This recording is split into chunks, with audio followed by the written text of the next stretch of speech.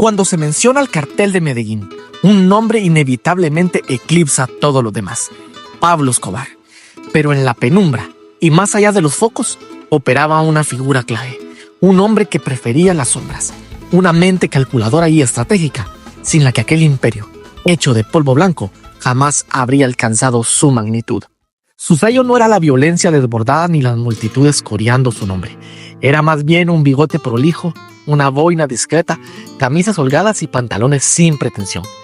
Mientras su primo Pablo acaparaba cámaras, Gustavo Gaviria tejía silenciosamente el alma financiera del cartel.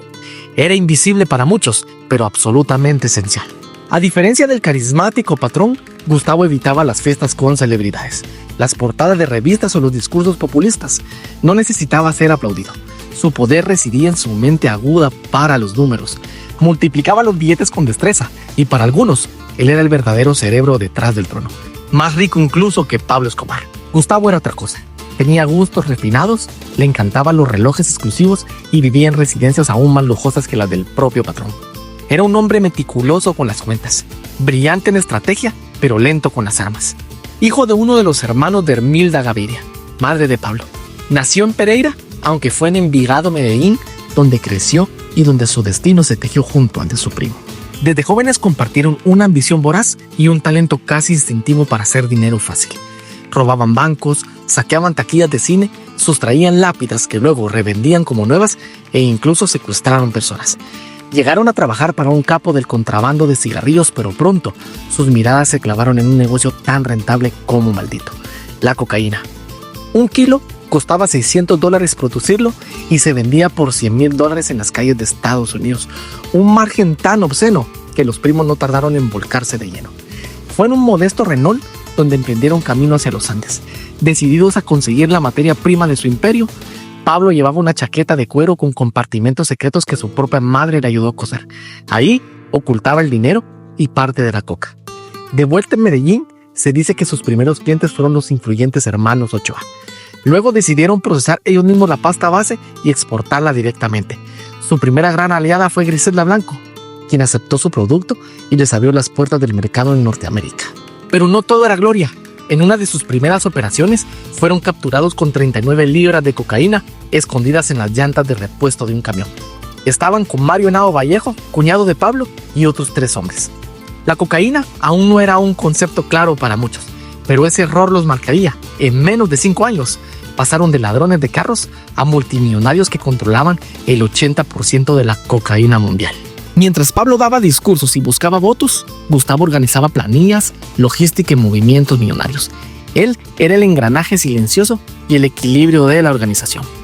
Gustavo era extremadamente rico. No alardeaba, pero invertía su dinero en diamantes, vinos finos, arte y autos de lujo. Leía con devoción y viajaba constantemente, perdiéndose en los rincones más exquisitos de Europa. Se le veía paseando por Luxemburgo, admirando las pirámides de Egipto o fumando tranquilo con elegancia de quien lo tiene todo, pero aún así busca algo más.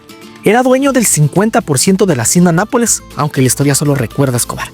Llevaba alias, usaba pasaportes falsos y era tan cuidadoso que apenas hay fotos o grabaciones suyas. Se convirtió en el hombre invisible detrás del imperio visible. No era dado al afecto público. No tenía la cercanía de Pablo. Era serio, reservado, tacaño, decían algunos, pero porque cuidaba cada centavo como quien cuida una estructura frágil. Participó como piloto en la Copa Renault de Tocancipá. Su auto, marcado con el número 71, competía junto al de Pablo con el número 70. Tenía una obsesión con el cabello. Era calvo y en Medellín, donde apenas iniciaban los trasplantes capilares, él fue uno de los primeros en implantarse pelo. Pero no por vanidad, sino por inseguridad. La versión oficial cuenta que fue encontrado gracias a un informante. Estaba en una casa en el barrio Laureles de Medellín, fortificada y blindada. La policía, vestida de civil, irrumpió y se desató una balacera. Gustavo creyó que eran rivales y no autoridades. En el lugar murió junto a su esposa y una sirvienta. Portaba 2 identificaciones en ese momento. Una de ellas decía Ramiro Vélez Vélez y la otra Jesús María Rivero García. Con la muerte de Gustavo, su hijo Gustavo Gaviria Restrepo intentó continuar el legado. Se le veía en autos deportivos, siempre serio y educado, pero no heredó el talento ni el temple de su padre.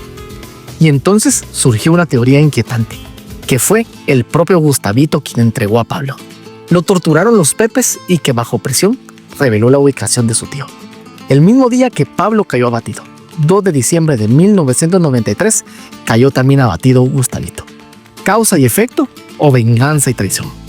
En el año 2010, una operación financiera internacional encontró cuentas dormidas de la mafia colombiana. Más de 30 millones de dólares en bancos suizos, luxemburgueses y panameños. Una de esas cuentas estaba a nombre de Carlos Alberto Gaviria Vélez, hermano del político José Obdulio Gaviria, y del alias Jesús María Rivero García, el mismo que usaba Gustavo. 11 cuentas más se rastrearon a ese nombre, más de 15 millones. Su red financiera era precisa, sofisticada y secreta. Se dice que la fortuna de Gustavo superó a la de Pablo. Tenía obras de arte, inmuebles y cuentas en paraísos fiscales. No necesitaba matar para controlar. No necesitaba aplausos para brillar. Fue el equilibrio entre la ambición y la razón. Y aunque su rostro no está en camisetas y su nombre en series de televisión fue fundamental. Porque a veces las mentes más brillantes prefieren estar en la sombra.